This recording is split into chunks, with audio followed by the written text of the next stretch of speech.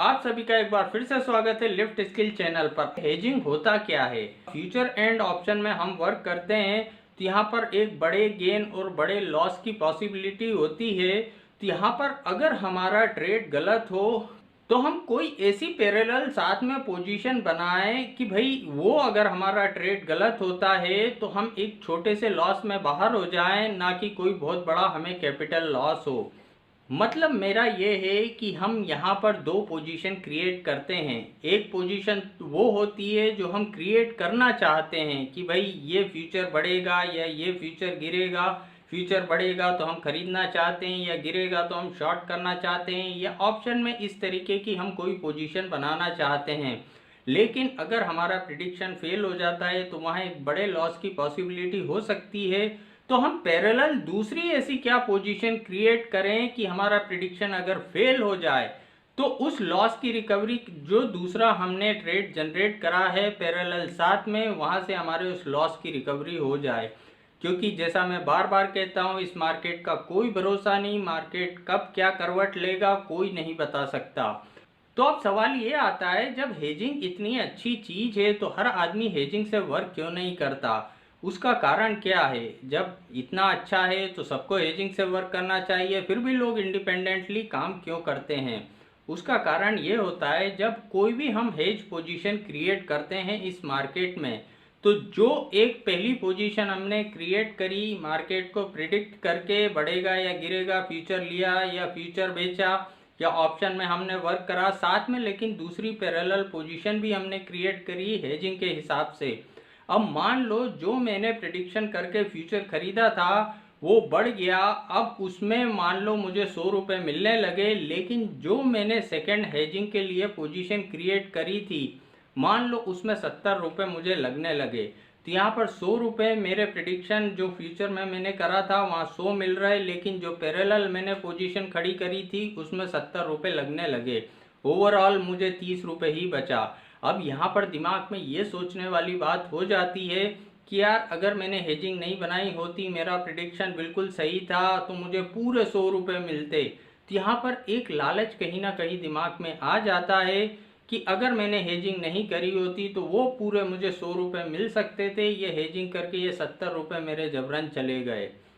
तो इस सोच के साथ भी कई ट्रेडर हेजिंग नहीं करते हैं। लेकिन यहाँ पर एक मैं छोटी सी स्टोरी समझाऊंगा, आपको सुनाऊंगा, जो मैंने बचपन में पढ़ी थी। मैं शायद 4th या 5th क्लास में मैं था, तब मेरी बुक्स में ये स्टोरी थी। तो अगर आप इस स्टोरी को सुनेंगे तो सारी चीज़ें ऑटोमेटिक क्लियर हो जाएंगी। एक आदमी था, उसके पास एक मुर्गी हुआ करती थी, वो रोज़ एक सोने का अंडा देती थी। रोज उस आदमी को एक सोने का अंडा मिल जाता था, वो बड़ा खुश रहता था। ये काफी समय तक चलता रहा, लेकिन उसके दिमाग में एक बार लालच आ गया। तो उसने सोचा कि यार इस मुर्गी को मार देता हूँ, रोज एक एक अंडा कहाँ तक मैं इकट्ठा करता रहूंगा, एक ही बार में इसके अंदर से सारे अंडे सोने के मैं निकाल लेता हूँ। तो ये सोच के उसने उस मुर्गी को निपटा दिया। अब मुर्गी तो मर गई, उसके अंदर से एक भी अंडा नहीं निकला। तो यहाँ पर जो उसे रोज एक सोने का अंडा मिल रहा था वो मिलना भी बंद हो गया। तो अब इसे यहाँ पर अगर हम समझें कि मुर्गी मतलब हमारी कैपिटल होता है, अगर हम हमारी कैपिटल को ख़त्म कर लेंगे तो जो हम एक सोने का अंडा रोज ले सकते थे वो सोने का अंडा हमें मिलना बंद हो जाएगा। तो यहाँ पर तो इसीलिए हमारी प्रायोरिटी ये होना चाहिए कि भाई हम हमारी कैपिटल को जिंदा रखें। यहाँ पर रेगुलर अर्निंग इम्पॉर्टेंट होती है, उसके बाद जो सेकेंडरी बात आती है कम और ज़्यादा वाली। सबसे प्रायोरिटी पे हमें क्या रखना चाहिए कि भाई एक रेगुलर अर्निंग तो शुरू हो, फिर कम हो ज़्यादा हो, ये मुद्दे तो सब बात के होते हैं। लेकिन हम बिना एक रेगुलरिटी को पाए हुए यहाँ ज़्यादा कम के चक्कर में उलझ जाते हैं और हमारी मुर्गी को निपटा देते हैं।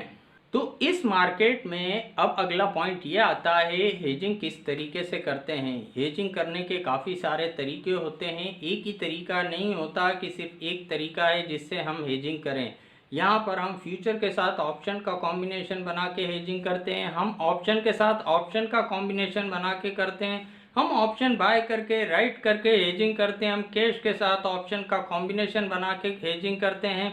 काफ़ी सारे अलग अलग तरीके होते हैं हेजिंग करने के। अलग अलग मार्केट में हम अलग अलग हेजिंग को अप्लाई करते हैं, क्योंकि हर दिन मार्केट सिमिलर नहीं होता, हर दिन मार्केट अलग होता है, हर मंथ मार्केट अलग होता है।